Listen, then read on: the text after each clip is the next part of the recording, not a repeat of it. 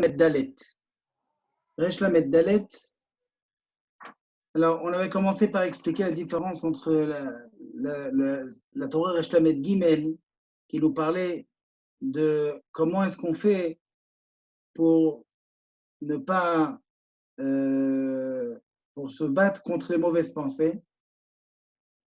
Et Resh Lamed Dalet, c'est une Torah qui nous apprend comment faire pour avoir des marchavot tovot, pour avoir toujours des pensées, des bonnes pensées, des pensées pures. Cerveau. Et il a expliqué Rabbeinu que c'est avec par l'intermédiaire des Sipurim Asiot Tzadikim, des histoires racontées sur les Tzadikim. Entendre des histoires des Tzadikim, il y a une ségoula, il y a une force, comme il est expliqué dans une autre Torah, où quand un homme fait des actions, des bonnes actions, et qu'il arrive à devenir tzaddik, grâce à quoi il est devenu tzaddik? Grâce aux actions qu'il a fait. Eh bien, quand quelqu'un raconte les actions qu'il a fait, ce même ruach de tahara, de pureté qui est entré en lui, il se mêle aussi à la personne qui est en train d'en parler. Mais il a dit qu'il y a une condition quand même, quand on raconte ces histoires, il faut que la personne qui raconte les histoires peut ressembler à Kadosh Baruch Hu. Ça veut dire quoi ressembler à Kadosh Baruch Hu? De la même manière que Kadosh Baruch Hu sait faire la différence entre les Avdil, Ben Naor ou Ben Achosher, alors aussi il faut savoir faire la différence entre les tzadikim amitiim et les Rechaim qui font aussi des fois des miracles ou des grandes actions comme les tzadikim. Comme on a vu la semaine dernière, que Pinchas, il a volé en l'air pour se battre, et Bilam Arasha, les Avdil aussi, il a fait la même chose. Si on ne sait pas faire la différence entre un tzadik et un rachat, alors on risque de ne pas faire non plus la différence entre le miracle qui s'est passé à un tzadik et celle qui s'est passée à un rachat. Donc, le fait d'être quelqu'un qui sait rentrer dans les sphères et de connaître exactement la grandeur du tzaddik, eh bien, c'est ça qui va permettre de faire en sorte que l'histoire va nous imprégner et va nous changer. Dans ce cas-là, il nous reste un problème, parce que qui d'entre nous sait les Avdil Ben Naor ou Ben Achosher? Qui saura faire la différence entre un tzaddik amiti et un qui ne l'est pas? Même à l'époque de Yemar Shemo Shabtai Tzvi, beaucoup de grands se sont trompés et ils racontent des niflaot de ce bonhomme qui était un rachat. Donc ces maasim là, ces histoires qu'on peut raconter sur lui, ne peut qu'endommager au lieu de purifier la marshava. Alors, il nous dit qu'il y a aussi autre chose. Il y a aussi autre chose qu'on peut faire pour pouvoir faire en sorte que les histoires des tzadikim, elles nous imprègnent comme il faut. Et c'est là qu'on est arrivé la semaine dernière, au milieu de la Torah, du premier morceau de la Torah Resh Lamed Dalet. Vegam mi she'en lo ze hadaat le'avdil. Même celui qui n'a pas ce da'at, de faire la différence entre or et rocher, entre un tzadik amiti et celui qui ne l'est pas. Aval, yesh lo emuna shlema. Mais il a emuna shlema. Shema'amin ha'evdel sheyesh benehem. C'est-à-dire que, ou ma'amin, il a une emuna batzadikim, l'emuna bakadosh baruch hu, l'emuna kadosh baruch hu, il aide les tzadikim et qui l'aime pas et qui déteste les rechaim. Gam ze yachol lesaper ma'asot shel tzadikim. Un homme qui a cette emuna gdola, lui aussi, même s'il n'est pas encore arrivé au stade de l'Avdil Ben Naor ou Ben Achosher, il n'est pas arrivé au stade de savoir faire la différence entre un tzaddik amiti et celui qui ne l'est pas, eh bien lui aussi, s'il va raconter des histoires de tzaddikim, eh bien il aura une ashpa, il aura une influence de l'histoire sur lui. Pourquoi? Parce que quand il va entendre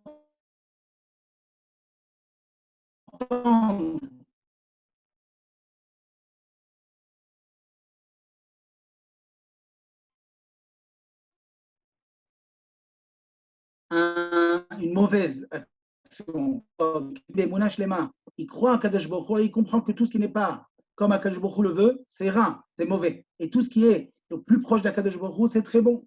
C'est quelqu'un qui a cette émouna-là, cette croyance en Dieu. Cette personne-là, elle est comme un tzaddik. Et donc, il peut raconter des histoires de tzaddikim. Il y a une influence sur lui.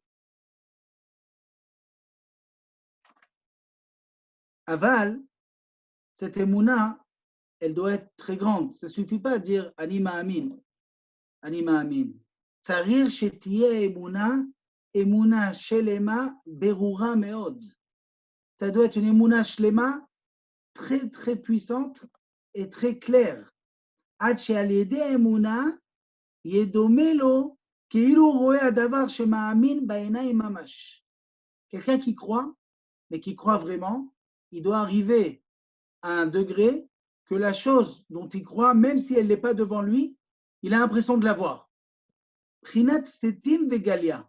Kamouva makom acher. Dans un autre endroit, Ben Nachman a parlé de cette prina-là. Setim vegalia. C'est quoi setim? Satoum. C'est fermé, on ne voit rien. Galia, c'est découvert. C'est quelque chose que tout le monde voit. Alors il dit, qu'est-ce que c'est la Emouna? Rabbi Nachman, dans une autre Torah, il explique qu'est-ce que c'est la Emouna. La Emouna, ça peut être que dans quelque chose que tu ne comprends pas. À partir du moment où tu comprends, c'est plus de la croyance, c'est de la compréhension. Et bien entendu, si tu comprends, il n'y a plus besoin de croire. Je le vois, je comprends. Okay? Mais quelque chose que je ne vois pas, mais que je crois, comme si je vois, ça c'est une émouna. Okay? Si un homme il comprend la chose, c'est normal qu'il croit. Il le comprend. Il arrive à le comprendre avec son sechel. Okay? Donc, moi j'ai une question. Une seconde. J'attendais ta question, Jacob. Mais je termine juste la phrase. Quelqu'un qui est Ma'amin, sa émouna, elle est comme une prina de galouille. Elle est comme galouille, elle est comme si elle est devant toi. Pourquoi? Quelqu'un qui est Ma'amin, il ressent comme si qu'il voit. C'est ça une émouna. Quelqu'un qui est Ma'amin. Ton micro, Yaakov, ton micro. Éteins-le. Ah, pardon. Quelqu'un qui est Ma'amin, on peut être Ma'amin à plusieurs degrés. On peut être Ma'amin à plusieurs degrés. Je crois. Mais de rien, tu peux le faire tomber de sa émouna. Comment? En lui prouvant A plus B. Ah ben c'est vrai ça, alors je ne crois plus. Okay? Mais quelqu'un qui est Ma'amin à un degré tellement fort que même si tu lui prouves, ou même si tu lui montres, ou même si tu lui expliques tout et il comprend tout ce que tu racontes, mais il a une émouna tellement forte, eh bien, tu peux le parler jusqu'à demain. Ce qu'il sait, ce qu'il a compris dans sa émouna, ça ne bouge pas. Ça ne bouge pas. C'est la raison pour laquelle que les grands ma'aminim, ils arrivaient, même avec des preuves contraires, ou bien des choses. Regardez combien de, malheureusement, quand des gens, on leur promet beaucoup de choses, voilà, ça va se passer, il y aura ça, il y a eu des faux prophètes aussi. Il y aura ça, et en fin de compte, il n'y a pas eu, ben, s'il n'y a pas eu, j'y crois plus. Alors, j'y crois plus. Ou bien des gens qui ont vu ou qui ont appris dans l'histoire des choses qui sont passées. Alors, il était où Dieu? Alors, je ne crois pas. Ceux-là, ils ne sont pas ma'amin des prinat setim vegalia. Il y a ma'amin, mais il y a cette émouna que Rabbeinu il parle ici, que si tu veux que le ma'aseh tzadik ou mashpia alecha, il t'influence et qu'il te change, il te rend de la hirat shamayim et que tu purifies ton cerveau, il faut que tu arrives à une émouna tellement grande que je crois à tout ce que le tzaddik a pu faire, a pu penser, et je suis sûr que le rachat, il est de l'autre côté, quelque chose ne l'aime pas et qui va être puni. Pourquoi? Et peut-être qu'on pourrait expliquer d'une telle manière pourquoi le rachat, ce n'est pas tellement grave ce qu'il fait. Si tu commences à rentrer dans ces nichotes, qu'on appelle ça, ces petits coins, ça veut dire que la émouna n'est pas assez grande. Une émouna grande, c'est que Satim Galia, même des choses que je ne vois pas, c'est comme si je vois. J'arrive à toucher et à voir ce qui n'existe pas, grâce à la force de la émouna. Oui, Yaakov. Moi, ce que je voulais dire, c'est que ce que tu viens d'expliquer, en fait, c'est le mifran de la Emouna. Le mifran de la Emouna, c'est de croire sans preuve. Celui qui a des preuves, A plus B égale C, alors il n'y a plus de Emouna puisque c'est démontré. Exactement. Celui qui croit sans démonstration, il a passé le mifran de la Emouna. Il arrive à croire sans qu'on lui prouve. Mais moi, j'ai quand même une question.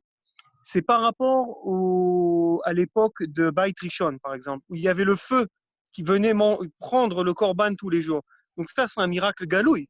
C'est-à-dire, il n'y a pas, il y a pas à croire. C'est-à-dire, on le voit vraiment. Ou même à l'époque où ils sont sortis d'Égypte, ils ont vu Dieu lui-même. Ils ont vu le Kisé Akavot quand ils ont traversé la mer Rouge. Est-ce qu'on peut dire que là, leur Emouna, elle est moins forte?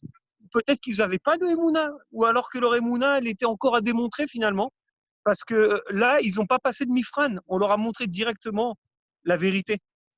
Bien fait. Une très bonne question qu'il a, Yaakov.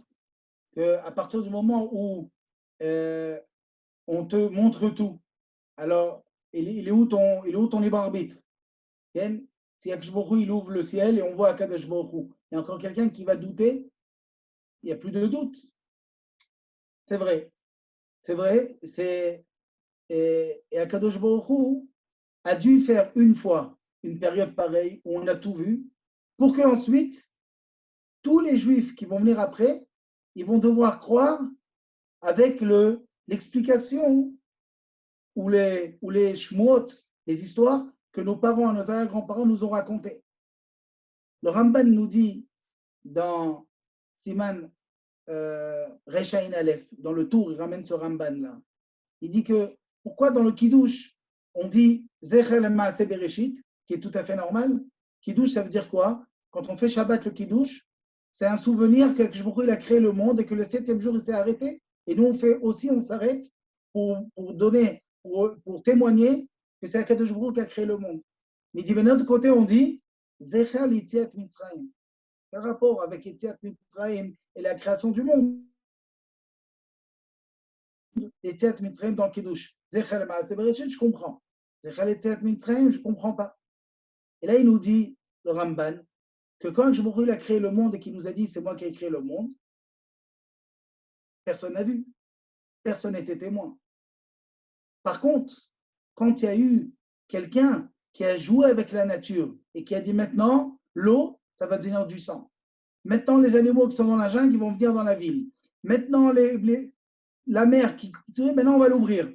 Quelqu'un qui joue avec la nature, ça peut être que quelqu'un qui a fait la nature, qui a créé la nature. C'est lui qui peut jouer avec. Et là-bas, il y avait, oui, 600 000 juifs qui ont vu tous ces miracles. Donc, les juifs qui ont vu tous ces miracles, ils peuvent témoigner que c'est celui qui a créé le monde, parce qu'ils ont vu tout ça. Maintenant, nous, on n'est que des gens qui ont reçu. Maintenant, est-ce que eux, ils ont moins de mérite que nous dans la Emouna, parce qu'ils ont vu? On pourrait dire que oui, parce qu'ils ont vu. Donc, elle est où la Emouna? C'est déjà prouvé. Il n'y a pas de croyance sur quelque chose qu'on n'a pas vu. Et d'un autre côté, on voit tellement de fois dans la Torah que le Ham Israël pose des questions sur Dieu. Il est où Dieu? Pourquoi Dieu il a la force de nous faire entrer en Israël? Il a cette force? Comment ça il a la force? Tu as vu ce qu'il a fait? Le massacre qu'il a fait à la puissance mondiale, l'Égypte? Tu as vu ce qu'il a fait? Maintenant tu te demandes, est-ce que Dieu il a la force de nous faire entrer en Égypte? Est-ce que Dieu il a la force de nous donner à manger dans le désert? Est-ce qu'il peut nous aider à boire?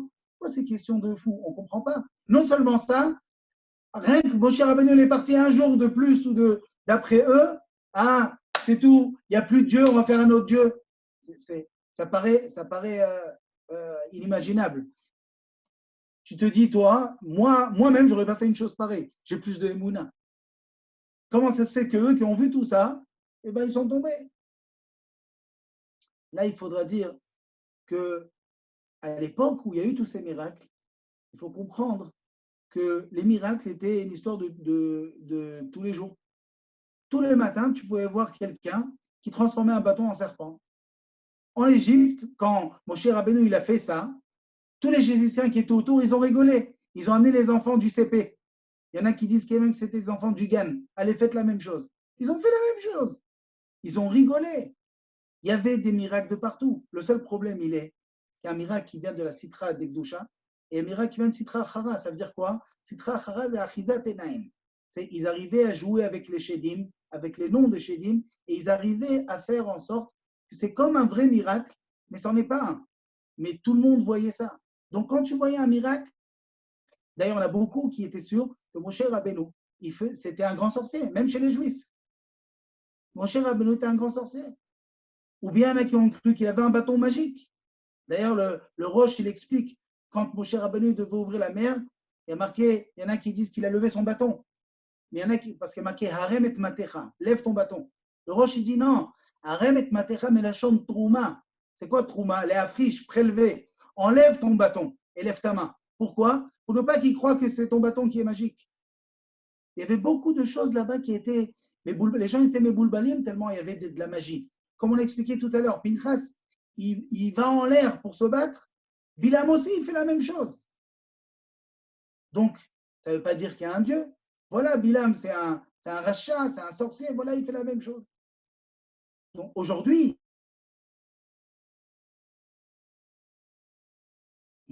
on ne se posait pas trop de questions. C'était le mouvement, il était comme ça. Le monde, il vivait de cette manière. Le monde a baissé. Maintenant, même la sorcellerie, on a plus. Même ce qu'il y a aujourd'hui, c'est du faux. Il n'y a pas ce qu'il y avait à l'époque, la vraie magie. Mais il est où leur mifran à eux alors? Parce que nous, notre mifran, on a compris c'est quoi notre mifran. Nous, on voit rien, on doit croire. Mais eux, ils ont tout vu. Alors, c'est quoi leur mifran à eux? Leur mifran savoir les Avdil ben Haor ou ben Achosher, c'est ça leur mifran. Ils doivent arriver au niveau de savoir les Avdil ben Haor ou ben Achosher. C'est exactement leur mifran. Et c'est ce qu'il dit juste après. Il dit c'est le premier niveau qu'il a dit Rabbeinu. Les Damot Hashem. Les Damot Hashem. Voilà, et là il ramène d'où il sort ça, Rabbeinu. Il ramène un midrash. Zé Shemouva ba midrash. Tu ouvre le midrash Rabbah Bereshit, il écrit comme ça. Le passouk qui dit l'avdil ben haor ou ben hachosher, faire la différence entre la lumière et l'obscurité.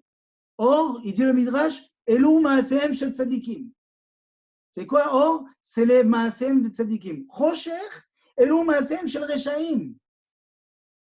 Ken Akadosh Baruch Hu, il fait une différence entre or et hosher. Et le midrash, il dit, c'est les maasehem de tzadikim et les maasehem de reshaim. Aïnou, chez maaseot shel tzadikim. מבחינת אור, ולהפך, מעשיות של רשעים הם מבחינת חושך. Mais il faut savoir faire la différence. D'un côté, toi, tu vois la même chose. Comme on avait parlé du Navi qui était à l'époque de Irmia Navi, Hanania ben Azur, qui lui aussi faisait des prophéties et tout ça. Eh bien, il fallait savoir faire la différence. La différence entre Maasim de Tzadikim et Maasim de Reshaim. Mais chez nous, c'est compliqué aujourd'hui, non? Voilà le Taz, il est tombé avec Shabtai Tzvi. Le Taz lui-même, si lui il est tombé, alors nous quoi? Le Taz Ganiré, il a fait de son degré à lui, de l'Avdil, Ben Haor Ben Achosher. Mais si on le fait, mais il a raté, il n'a pas réussi. Parce que c'est très difficile. Rabbi Nachman, il dit, Rabbi Nathan, il raconte que ce qu'il a dit, Rabbi Nachman, dans cette Torah, c'est que pour les tzadikim gdolim, biprinat Rabbi Nachman. Même la deuxième, ceux qui savent faire la différence, ceux qui croient dans la différence, parce que même la deuxième, pour nous, c'est difficile. C'est quoi la deuxième? La deuxième solution, la première, c'est les Avdil Ben Or la Chosher. La deuxième, c'est d'être ma'amil qu'il y a une différence. Il a fait. Alors, il faut savoir quel keli tu utilises. Si tu utilises celui de l'Avdil Ben Haor Ben Chosher, alors utilise-le. Mais des fois, tu ne pourras pas réussir. Aval Aïmouna, celui qui a Aïmouna Shlema ou Yatzler Kolazman. Mais là, on parle d'une Aïmouna, que c'est comme si tu vois les choses. Ça veut dire, nous katne Aïmouna, yo. נכון, אבל יש il y a une raison pour laquelle, comme tu dis, Katne Aïmouna, il y a une raison. On va l'étudier juste après ce paragraphe. Il y a une raison, on va en parler de ça en large maintenant, Bezrat Hashem. Donc, ce qu'il dit, c'est Rabbeinu, que le Midrash lui-même, il dit que l'Avdil Ben Haor Ben Achosher, c'est justement faire la différence entre Maasehem Shel Reshaim et Maasehem Shel Tzadikim. C'est-à-dire que celui qui peut faire la différence entre les Maasim Tovim et les Maasim Raim, ben, que ce soit avec la Yedi'a, comme de savoir l'Avdil Ben Haor Ben Achosher, ou ce soit avec la Emouna, c'est-à-dire quelqu'un qui croit coûte que coûte, il a une émouna tellement forte que tout ce qu'il dit à Kadosh Baruch Hu, tout ce qu'il dit dans la Torah, j'en doute pas du tout. Je n'ai pas une seconde d'hésitation. Je crois à tout ce que les Maaseh des Tzadikim ont fait, j'y crois. Je n'ai pas de question. Celui-là aussi, quand il va raconter, il va lire des histoires de tzadikim, il y aura une influence sur son cerveau et ça va lui purifier son cerveau. C'est-à-dire, jusqu'à maintenant, c'est ce qu'on a, avant de commencer le prochain morceau, je voudrais expliquer qu'on a besoin de purifier notre cerveau. On a besoin que notre cerveau il soit toujours tahor, surtout un homme juif. Un homme juif, il a besoin d'avoir un marshava kolazman tehora. Pour ça, on a expliqué la Torah d'avant qu'il y a des fois des bagarres dans nous-mêmes. Le Tzahara, il veut nous donner une mauvaise pensée et nous, on veut une bonne pensée. On a expliqué comment on se bagarre. La meilleure manière, il a dit, ne te bagarre pas. Pense à la bonne chose et automatiquement, tu ne pourras pas penser à la mauvaise chose parce que le cerveau ne peut pas penser à deux choses en même temps. Donc, pense à la bonne chose et automatiquement, eh bien, ça va partir. Mais comment on fait pour que notre cerveau ne pense que à des bonnes choses? Il dit grâce au Sipouré Tzadikim. Écoute les Sipouré Tzadikim, lis les Sipouré Tzadikim. Il y a une influence. Le Ruach qui est rentré chez les Tzadikim, il va rentrer en toi et ça va te purifier. Donc on a dit, c'est une raison pour laquelle on a expliqué que c'est tellement important d'acheter des livres de Sipouré Tzadikim ou des disques ou aujourd'hui il y a des USB et toutes ces choses-là. Des Sipouré Tzadikim de raconter aux enfants. Depuis qu'ils sont petits, on a expliqué que Rabbi Nachman, qui était le fils de Feige, la petite fille du Baal Shem Tov, elle a eu la maison de son grand-père. Et Rabbi Nachman, il a grandi comme ça. Il avait tous les tzadikim qui sont passés à Mejeboul chez lui tous les jours des tzadikim. Il entendait, il voyait des tzadikim tout le temps. C'est ça qui lui a donné une envie de la voix des Hachem. Il voyait des tzadikim, il entendait Chatzot, des tzadikim s'assoient par terre et qui pleurent. Le matin avant l'Otashachar, il les voit prier, faire tout le Teilim. Il les voit étudier tout le temps. Il voit parler que des bonnes choses. Il voit les midot tovot, il voit les brachot bekavana. Ça donne une envie de faire la même chose. Ils sentent combien cet homme-là, il est proche d'Akadosh Baruch Hu. Et pour arriver à ça, il faut les taire, les marchavot. Comment est-ce qu'on fait pour que le Sipouré des Tzadikim que tu écoutes, elle a une influence sur toi? Alors deux choses. Ou tu as un niveau comme Akadosh Baruch Hu de savoir faire la différence entre Or et Chosher, qui est Tzadik Behemet et qui ne l'est pas. Mais si tu n'as pas ce niveau comme pratiquement personne, tu as une autre solution. Les Agbir et Taïmouna. Fais en sorte que Taïmouna elle soit tellement grande que même des choses que tu ne vois pas, pour toi, c'est comme si tu les vois. Un homme qui est ma'amine, vraiment, eh bien, tout ce qu'il entend de la Torah, il n'a même pas une question que peut-être c'est pas vrai, ou ça n'existe même pas dans sa tête. Quand il arrive à une émouna tellement forte, eh bien lui, même le Maaseh Tzadikim, il y aura une influence sur lui. Et pourquoi c'est tellement important de l'étayer la marshava? Pourquoi c'est tellement important de purifier ces marchavot? Regardez, ça c'est une recette extraordinaire pour sortir de tous les problèmes de la vie. Il dit que celui qui est nitar marchavot, zgam nitzol mitzarot. Il est sauvé de tous les problèmes de la vie. Tous les problèmes de la vie. C'est extraordinaire ça. Avec des maaseh tzadikim, on est sauvé des problèmes de la vie. Alors, il explique comme ça. Ki bilbul adat ubchinat mochin de katnut. Umize baim tzarot. Ki mochin de katnut em bechinat dinim. וסיפורי מעשיות של צדיקים הם מבחינת מוחין דגדלות. כמו שכתוב, ספר נא לי את הגדולות, מבחינת המאור הגדול. Alors, qu'est-ce qu'il dit ici? Bilboul Hadat. Qu'est-ce que c'est Bilboul Hadat? Bilboul Hadat, c'est quand quelqu'un, il sait plus quoi penser. C'est-à-dire que un homme, il est plein de marchavot, il a plein de choses dans la vie à faire, il ne sait plus où mettre la tête, il ne sait plus quoi penser, il ne sait plus quoi décider. Il est méboulbal. Comment il est méboulbal? Il y a tellement de détails dans le monde, il y a tellement de choses à faire, tellement de choses à régler. Ou méboulbal. Quand tellement il arrive à un bilboul pareil, il arrive à ce qu'on appelle mochin de katnut. C'est quoi mochin de katnut? C'est-à-dire que son da'at, son cerveau, sa connaissance, son savoir, il est moukbal, il est limité. Il est limité. Il n'arrive plus à réfléchir comme il faut. Il ne sait plus réfléchir. Tout d'un coup, Un homme, regardez un homme quand il a plein de problèmes, tout d'un coup, il y a tout d'un coup un grave problème qui arrive, il ne sait plus quoi faire. Il prend le téléphone, il court là-bas, il revient ici, il n'a rien fait. Il a fait 10 actions, il n'a rien fait. Pourquoi? Il a ce qu'on appelle Bilboul Adat, Mochin de Katnout. Quand il est Méboulbal, son moach il devient restreint, il ne sait plus réfléchir. Et alors, s'il ne sait plus réfléchir, il ne peut plus régler ses problèmes. Et comment, et c'est quoi Mochin de Katnout en vérité? Mochin de Katnout, c'est quoi? C'est quand, si on va traduire littéralement, c'est une petite tête. Il réfléchit très restreint. Il réfléchit très mal. Il ne sait pas du tout réfléchir. Ça veut dire, regardez, on va prendre l'exemple d'un homme qui a tout ce qu'il faut. Maintenant, on ne va pas demander à lui s'il a tout ce qu'il faut parce qu'il va dire qu'il n'a rien. On va dire un homme qui a tout ce qu'il faut. Il a une femme, il a des enfants, il a la santé, il a un appartement, il a une voiture, il a à manger, il a même un travail. C'est ce qu'on appelle un homme Messouda. Il a tout ce qu'il faut.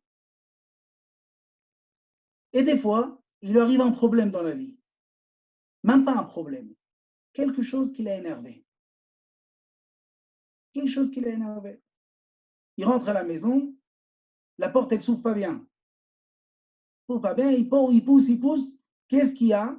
Il y a un Lego d'un de ses enfants qui a joué, qui a bloqué la porte.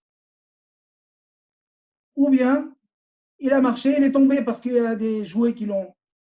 Et là, il perd la tête. Ouais, j'en ai marre. C'est quoi cette maison? Elle est où ma femme? Il a crié à sa femme. Allez, la première qui prend sur la tête, c'est la femme, bien entendu. Viens ici, et tu ne travailles pas, et tu fais rien, et tu débarrasses même pas. Et c'est quoi cette maison? Il n'y a plus de place pour bouger, on ne peut rien faire. Et c'est quoi ces enfants mal éduqués? Et je suis fatigué. Et tout d'un coup, tu fais bien, hein? Tu le fais bien. Hein? Je le fais bien.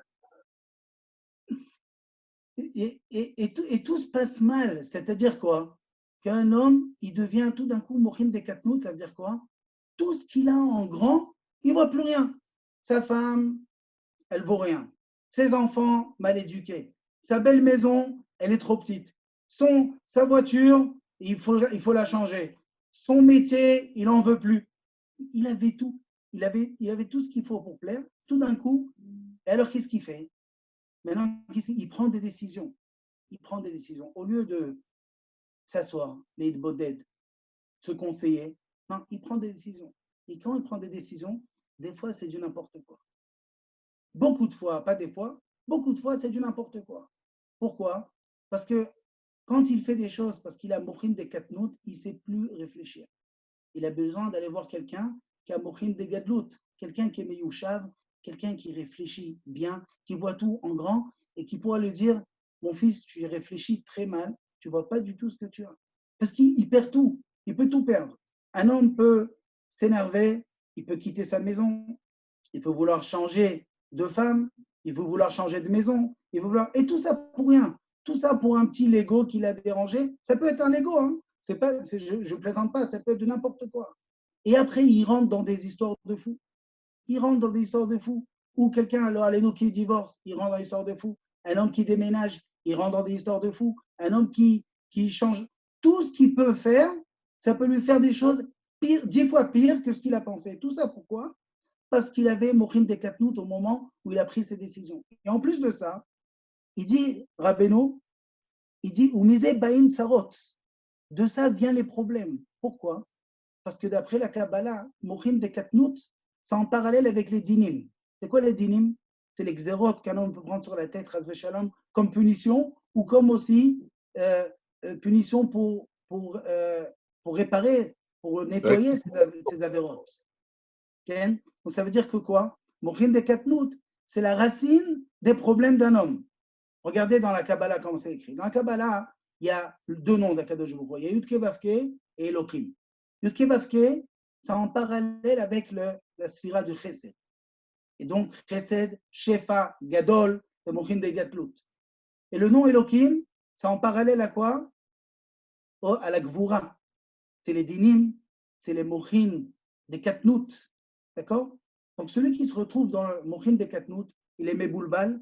D'où il prend son shefa. De quel côté? Du côté de la Gvoura, du côté de Elohim, du côté des dinim. Donc, il n'a que des dinim. Lo Aleinu, il n'a que des problèmes sur sa tête. Tous les problèmes commencent. Quand quelqu'un est mochin des gadlout, quand quelqu'un il arrive à voir les choses beaucoup mieux, c'est-à-dire il arrive à la maison, même s'il y a un Lego qui le dérange, et même si le masgan il est allumé toute la journée, il n'y a personne dans le salon, et je viens de recevoir l'électricité, j'en ai pour je ne sais pas combien, et la femme qui parle au téléphone au lieu de s'occuper. Au lieu de voir les choses en petit, il faut qu'il voit en grand. Il faut qu'il regarde. Baruch Hashem, j'ai où rentrer. J'ai une maison où rentrer. J'ai une femme, j'ai des enfants, j'ai la santé. Au lieu de regarder ça de cette manière, et non seulement ça, un homme, quand il regarde de cette manière, son shlom bayit, il s'arrange. Pourquoi il s'arrange? Parce que tout d'un coup, il rentre, il voit sa femme, même si sa femme elle est au téléphone, elle ne s'occupe pas des enfants, il lui dit « Je t'aime, ma femme ». Comme ça, il rentre. Et la femme, elle fait le compte, elle prend le calendrier, elle dit « Ça fait 7 ans et demi que tu ne m'as pas dit ce mot-là ». Un homme, il a changé complètement. Une femme qui entend une phrase pareille, elle aussi, elle change complètement. Une femme qui entend des compliments qu'elle n'a jamais entendus parce que son mari ne lui dit jamais, parce qu'il oublie de le dire ou il pense que l'homme a là. Pourquoi l'homme a là? Parce qu'il est mochin de katnout. Il voit que les problèmes, il voit tout en petit. S'il voyait les choses en grand, s'il voyait toutes les bonnes choses qu'il a dans sa vie, eh bien, il danserait quand il rentre à la maison. Il danserait. En plus, à la maison, on peut enlever le masque, on peut respirer, on peut danser, on peut sauter. Et on danse avec les enfants, on met de l'ambiance. Et alors, s'il y a 3 Legos par terre, au contraire, il y a de la vie. Qu'est-ce que tu veux, une maison où il y a des morts, où il y a pas d'enfants? Il y a de la vie, il y a des enfants, il y a de l'ambiance, il y a du bruit. Il y a des gens qui rêveraient de bruit à la maison. Ils n'ont pas de bruit, il n'y a pas de bruit. Tout est propre, tout est net, il n'y a même pas de la poussière, il n'y a rien. L'histoire que Rabbi Shimon Bar Yochai, il avait béni à quelqu'un en lui disant que ta maison soit toujours balagan. Il n'a pas compris c'est quoi la bracha. Que tout soit renversé, que tout tombe. C'est quoi la bracha? La bracha qu'il ait beaucoup d'enfants, des enfants en bonne santé. Quand les enfants en bonne santé, ils bougent, ils font tomber, ils cassent, ils jouent. Et heureusement, parce que si on est des enfants qui ne bougent pas, des enfants qui regardent le mur sans rien faire, il faut se poser des questions, il faut aller peut-être chez le psychiatre. Un enfant qui ne fait pas de bêtises, un enfant qui ne saute pas, c'est un enfant à problème. Un enfant qui bouge, qui fait de la simra, ça c'est un enfant. C'est une vie. Donc un homme qui est dans le mochin de gadlout, tout d'un coup, sa vie elle change. Tout d'un coup, il a envie de remercier tout le monde. Et la première personne qu'il faut remercier, c'est sa femme. Il y a des gens qui oublient de parler avec leur femme 2 jours, 3 jours, 4 jours. La femme, elle s'énerve. La femme, elle n'est pas bien. Et il ne comprend même pas. Et non seulement il ne comprend pas, il y en a qui étudient même la Torah. Ça pourrait être même un chilul Hashem qu'un homme étudie la Torah. Et sa femme, elle dit, regarde, il étudie la Torah, il ne me dit même pas bonjour, il ne me dit même pas un compliment, il ne vient même pas me voir, je suis vexé, il ne vient pas me parler. Tout ça, c'est un chilul Hashem. Et ça vient de quoi? Ça vient du fait que son moach, il est metzumtzam. Son moach, il n'arrive pas à réfléchir en grand, il réfléchit en petit, il voit que le problème. Et dans Maaseh Tzadikim, c'est bidiouk le contraire. Quand on voit un tzadik, le tzadik, il voit en grand les choses. Le tzadik, il regarde, il fait attention aux petits détails parce qu'il voit les choses en grand. Il y a tellement d'histoires sur les petits détails des tzadikim, et c'est pour ça que c'était des tzadikim. On voit le Chafetz Chaim, une fois il est arrivé chez quelqu'un, et ce quelqu'un-là, il avait, à l'époque Chafetz Chaim, où il n'y avait pas le robinet, on ouvre le robinet avec l'eau qui sort, il fallait quelqu'un qui allait chercher de l'eau dans le puits. Et alors le Baal Habayit, il fait Netilat Yadayim, et comme c'est marqué dans la halacha, qu'il faut faire avec beaucoup d'eau, beaucoup de shefa, c'est marqué que celui qui fait des tarim avec beaucoup d'eau, eh bien il a beaucoup de bracha. Alors il a fait beaucoup d'eau, et après il dit au Chafetz Chaim de faire Netilat Yadayim, et Chafetz Chaim il fait le minimum. Le minimum, il y a beaucoup d'eau dans le seau. Il a pris un tout petit peu pour faire le minimum. Et là, il lui demande, mais c'est pas marqué qu'il faut faire beaucoup d'eau. Il dit, oui, c'est vrai, c'est marqué.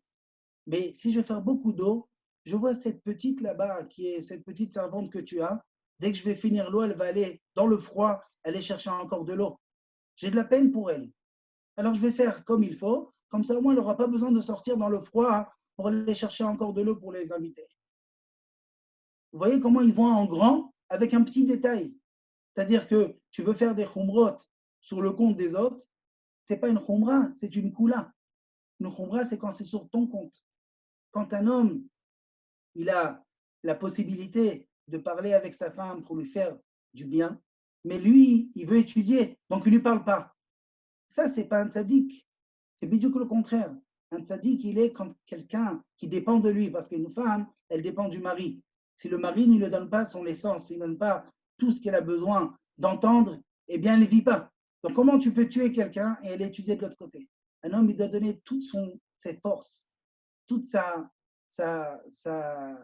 gvoura et tout ce qu'il sait faire à sa femme. Parce qu'en fin de compte, comme dit Rabbi Chia, si on n'avait pas la femme, on était foutu. Comme ça, il le dit. Il avait une femme qui n'était pas tzadika du tout. Au contraire, elle faisait tout le contraire de ce qu'il demandait.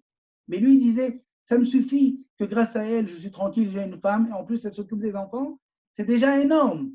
C'est déjà énorme. Mais un homme, il demande tout de sa femme. Au lieu de demander tout de sa femme, il faut se demander tout de soi-même. Si un homme il prend tout sur lui, tout ce qu'il y a à faire, il prend sur lui. Il laisse sa femme tranquille, et bien sa femme, elle va réussir à changer. Elle va réussir à comprendre qu'elle va aider au maximum son mari parce que son mari veut étudier. Mais son étude de son mari, il vaut quelque chose. Parce que quand il étudie, il devient bien, il devient bon. Et ça, c'est une Torah qui vaut quelque chose. Tout ça, on comprend. D'où, à partir du moment où on a un mochid des gadlout. Mochid des katnout, encore une fois, quand quelqu'un ne réfléchit pas parce qu'il est méboulbal, il est énervé, il est concentré sur un problème, eh bien non seulement il réfléchit très mal, en plus de ça, tous les problèmes lui arrivent sur la tête. Un homme, quand il s'énerve, un homme qui commence à mal parler, à ce moment-là, il lui arrive encore d'autres problèmes, encore d'autres problèmes. Il ouvre la porte, il y a un problème. Après, il ouvre la boîte aux lettres, encore un autre problème. Après, sa femme, elle dit quelque chose qui l'énerve plus. Il n'arrive que à des problèmes. Pourquoi? Il est dans le mochin de Katnout, il prend tout de la gvoura. Au lieu de se mettre du côté du mochin des gadlout, du chesed, du shefa.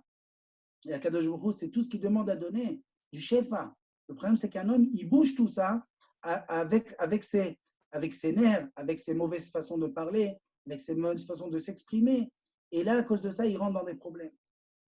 Et la ségoula dans cette Torah, pour arriver à mochin des gadlout, סיפורי מעשיות של צדיקים הם בחינת מוחין דגדלות. Un homme. Question. Oui. J'ai une question. Des fois, En Brira, tu es dans Morim des Katnout. Il y a une histoire avec Rabbeinu Dafka qu'il était dans un bateau. Quand il est parti en Israël, il y avait une tempête. Et son shamash lui a dit, mais attends, pourquoi tu ne pries pas? Toi, tes prières, elles sont écoutées tout de suite. Il lui a dit, je ne peux pas prier, je suis Morim des Katnout. Donc, des fois, tu ne peux rien faire. D'accord, c'est vrai. Mochim de Katnout, les Mochim de Katnout de Rabbi Nachman, c'est les Mochim de Gadlout de nous. Vous comprenez ce que je veux dire? On parle d'une fila d'un tzaddik qui peut lui tout changer avec ses Mochim. La Mochim de Katnout qui arrivait au moment, Rabbi Nachman, il savait aussi que quand un homme il veut un tzaddik qui va mettre les pieds dans Eretz Israël, il peut les karev Tagioula, il peut ramener Mashiach. Et il savait que le Satan, il était là pour tout empêcher. Donc, il savait qu'il était en danger. Il savait qu'il était en danger de mort, Birklan. Regarde au moment où il est rentré. Tu connais l'histoire quand il a pris son chamash pour partir en Eretz Israël, pour rentrer dans le bateau. Il a attendu le chamash. Et le bateau, il va bientôt partir. Et le chamash, il arrive en dernière minute en courant. Il dit, où tu étais? On va pas te rendre ça, t'allais rater le bateau. C'est pas comme aujourd'hui. T'as raté. Bon, aujourd'hui, pas vraiment. Mais à l'époque, tu rates un avion, tu prends un autre juste après. Mais à l'époque où on prenait le bateau, si tu as raté, dans 3 mois, reviens. Il lui dit, où tu étais? Il lui dit, Shamash, écoute, on allait partir en Israël, un long voyage. On n'a même pas pensé à prendre à manger. Je suis parti acheter des pommes et ce qu'il faut pour le voyage. Rabbi Nachman, il regarde, il lui dit, des pommes? Des pommes? On va en Israël, Eretz Israël, on va amener le Mashiach, Toi, tu penses à des pommes? Ta tête est dans les pommes. Il a failli tomber dans les pommes. Ça veut dire quoi? C'est-à-dire que, c'est vrai, l'autre, il a raison, il faut penser à amener à manger et tout ça. Quand quelqu'un est dans la mochin des gadoutes, il n'est pas dans tout ce monde bas, il ne pense pas du tout à toutes ces choses-là. Et quand un homme il est là-bas, il a un shefa Eloki, il sait qu'Akadosh Baruch Hu, il a une émouna totale. Akadosh Baruch Hu, il va lui donner tout ce qu'il a besoin. Même si les autres qui ont pensé à amener, ils vont donner à lui. Donc ça veut dire qu'il était dans une mochin des gadlout énorme. Donc à un moment, le bateau, le bateau, il a failli, comment on dit, naufrager. Et là, il savait que le Satan et le Tzahara, ils faisaient tout pour que Rabbi Nachman n'arrive pas là-bas. Il fallait un moment qu'il se remette à lui-même pour pouvoir faire cette fila. Et d'ailleurs, il l'a fait. Ils sont arrivés en bonne santé en Eretz Israël. Il y a Tkoufa Maot Caché, il y avait même un bateau de guerre qui est passé à côté juif. Il a failli les faire couler à l'époque de Napoléon. Donc, c'est pour un Maaser de Tzadikim, Emprinat Mochin de Gadlut, comme il est écrit, Saperana li agedolot. C'est quoi Saperana li agedolot? On a vu que quand le Shamash Gehazi de Elisha est arrivé chez le roi Goy, il lui a demandé, raconte-moi les grands miracles. Il a entendu des grands miracles qu'il a fait Elisha. Et comment il lui a dit, raconte-moi les miracles? Il dit, raconte-moi à Gedolot. C'est quoi Gedolot? Gedolot, Rabbi Nachman ici veut dire, Gedolot, c'est Mochin de Gadlut. Mochin de Gadlut. Elisha, lui, il était toujours des Mochin de Gadlut. Il voyait tout en grand. La reine, lui, il arrivait à faire des péoulotes, des maasim énormes. Il arrivait à faire revivre des morts. Et le Maharsha, il disait tout le temps que le Gemara, elle ramène un miracle qu'il a fait Elisha, même quand il a fait revivre des morts, il a fait revivre Yona Navi, il a fait revenir Habakkuk Navi, c'est lui qui les a fait revivre. Maharsha, il ramène toujours à l'aider Tefila. Quoi l'aider Tefila? Pas l'aider qu'il était Navi, Mekoubal, à l'aider Tefila. Comment un homme avec Tefila, il arrive?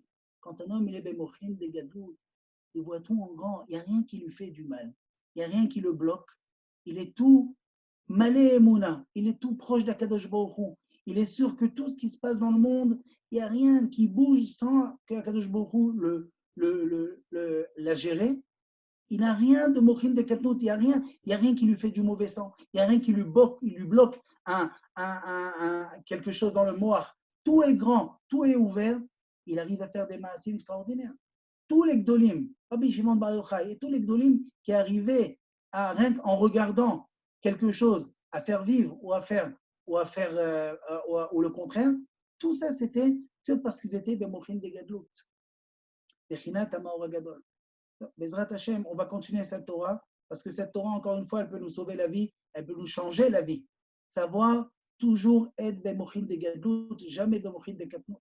Jamais, quand on a quelque chose qui nous restreint le morar, qui nous bloque à cause de quelque chose qui s'est passé, tout de suite s'arrêter, surtout ne pas prendre des décisions, surtout ne rien dire, se mettre de côté, revoir la vie comme elle est, béhémet, et pas comme tout d'un coup le Satan voudrait lui montrer.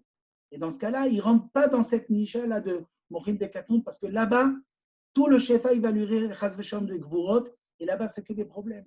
Alors que s'il arrive à s'arrêter tout un instant, commencer à réfléchir comme il faut, même se conseiller avec quelqu'un qui est Bemochin de Gadlou, tout de suite, tout change chez lui, et il arrive à recevoir le shefa Eloki du chesed. Le chesed, il n'y a pas de limite. On va passer à la halakha.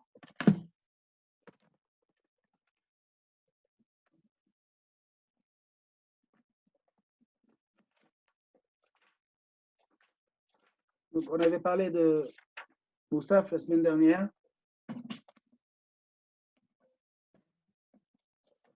Siman Resh Pevav.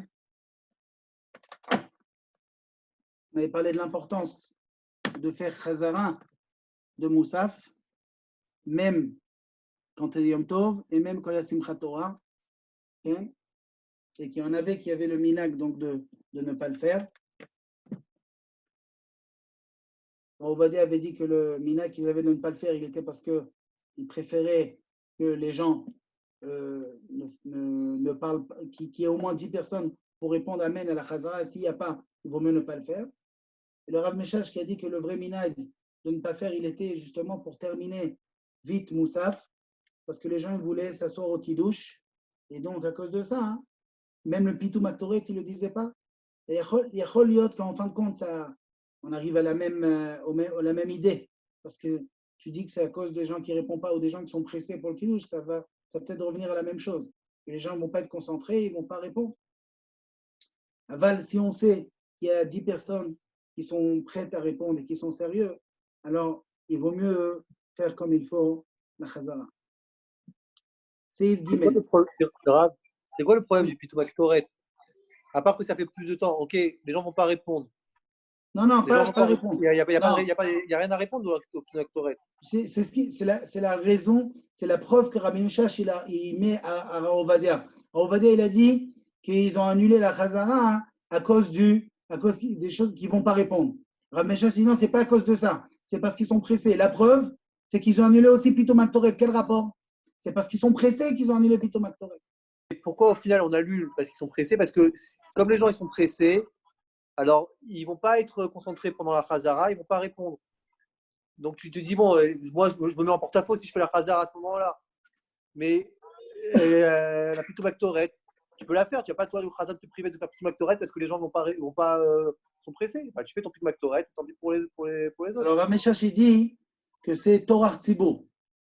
Torah Tzibour, c'est Torah Tzibour, le fait que quelqu'un il voit que tous les petits fours ils sont en train de partir pendant que toi tu es en train de faire ton Pitoum Aktoret. Oui, mais est-ce que tu dois prendre ça? Est-ce que Torah Tzibour, c'est entre guillemets valable pour le Tzibour qui n'est pas cachère? Je mets des guillemets, Non, faut pas dire cachère ou pas cachère. Non, c'est pas le mot, non, c'est pas le mot. Alors, un Tzibour qui n'est pas. Je vais te dire, parce qu'il y a un Tzibour que pour lui, tout le Havaï, par exemple, de Simchat Torah, c'est la Tfila avec tout le monde qui est monté à la Torah, le Talit avec les enfants, et ensuite le Kiddush qui est avec tout le monde. Ça fait partie pour eux de la Avodat Hashem. C'est pas vrai. C'est vrai. Mais nous, on sait que chaque chose en son temps. Et eux, ils pensent que le temps est arrivé. Pas besoin de rajouter Pitoum Aktoret. Ils ne savent pas que c'est le Harizal qui a instauré, il faut dire Pitoum Aktoret même après la Tfila. Aval, ça a été à Siba. C'est à Siba qu'ils l'ont annulé. C'est la même raison pour laquelle un Rav, quoi qu'il fasse une trop grosse rachat. Nachon, c'est marqué. Est-ce que c'est marqué qu'un Rav, s'il fait une rachat entre Shachit et Moussaf, il vaut mieux pas, et s'il fait, elle doit être très courte. Elle doit être très courte. Et si elle n'est pas très courte, alors la Keïla, l'assemblée, elle doit lui faire comprendre. Comme ça, c'est marqué. Ça n'explique pas. Ça, ils connaissent bien. Ils connaissent bien là. Pas besoin de leur dire. Ouais. C'est Yves Gimel. Moutar lit'om kodem tfilat amoussafim. Est-ce qu'on a le droit? Nagit, on est dans un endroit où Shachit, il était long avec la Kriyat Torah. Comme exemple, Simchat Torah. Beaucoup à Simchat Torah est pris honnête ou pris tôt, mais il y en a qui font normal, ils font à 8h, 8h30. Et ce qui se passe après, c'est qu'il y a là-bas au moins 250 personnes, ils veulent faire monter tout le monde, et il n'y a pas une manière d'amener un Sefer Torah de l'autre côté, donc ça va prendre des heures. Est-ce qu'un homme, il a le droit entre Shachit et Moussaf de goûter quelque chose? Daïnou, achilat perot, des fruits par exemple, ou afilou pat moat, ou bien un peu de pain ou de gâteau. Afilou teima sheshba kedelisord alev, même si c'est par exemple beaucoup de raisins avec beaucoup de pommes, ça va le rassaisir, mais c'est quand même des fruits. Alors il dit le Shulchan Aruch, c'est permis avant Moussaf de manger des fruits ou de manger moins que kazaït, ou bien même beaucoup de fruits. Aval Seouda, Assour. Mais une vraie Seouda, c'est interdit. La raison pour laquelle c'est interdit, on a peur que quelqu'un va commencer à manger, et comme on dit qu'on n'a pas le droit de manger une demi-heure avant Mincha, de peur qu'il va s'allonger et il va rater Mincha, la même chose qu'il va commencer, ils vont descendre faire un repas entre eux, et ça va durer, et ils vont rater complètement Moussaf. Donc, goûter, c'est permis, mais pas une Seouda. Alors, qu'est-ce que ça veut dire goûter? Bien entendu, en faisant kidouche. On parle de faire kidouche. On fait kidouche et on mange des fruits. Il dit le Mishnah Berurah, achilat perot. C'est quoi ce kidouche alors?